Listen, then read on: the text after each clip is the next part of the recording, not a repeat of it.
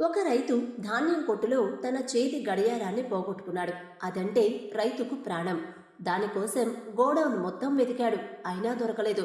ఆశ వదులుకునే సమయంలో అక్కడ దగ్గరలో ఆడుకుంటున్న పిల్లలు కనిపించారు. వాళ్ళను పిలిచి గడియారం వెతికిస్తే మంచి బహుమతి ఇస్తానని చెప్పాడు. పిల్లలు ధాన్యం కొట్టు మొత్తం వెతికారు. కానీ వాళ్లకు కూడా దొరకలేదు. నిరాశగా కూర్చుని ఉన్న రైతు దగ్గరికి ఒక పిల్లవాడు వచ్చి గడియారాన్ని వెతికి పెడతానన్నాడు. నిజాయితీగా కనిపిస్తున్న పిల్లవాడిని చూసి సరే అన్నాడు. వాడు లోపలికి పోయి గడియారాన్ని వెతికి తీసుకొచ్చాడు. రైతు ఆశ్చర్యంగా చూసి, ఇంతమంది వెతికినా దొరకనిది నీకెలా దొరికింది అని అడిగాడు. నేనేం చేయలేదు. నిశ్శబ్దంగా ఉన్న ఈ కొట్టులో ప్రశాంతంగా పడుకొని చెవులు రిక్కించి విన్నాను.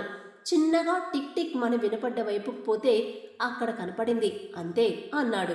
ప్రశాంతంగా ఉన్న మనసు అలసిన మనసు కన్నా చురుగ్గా పనిచేస్తుంది. కొన్ని నిమిషాలు ప్రతిరోజు ప్రశాంతంగా ఉండే ప్రయత్నం చేయండి. ఆ ప్రశాంతత మీరు కోరుకున్న విధంగా మిమ్మల్ని మీరు మలుచుకోవడానికి ఉపయోగపడుతుంది.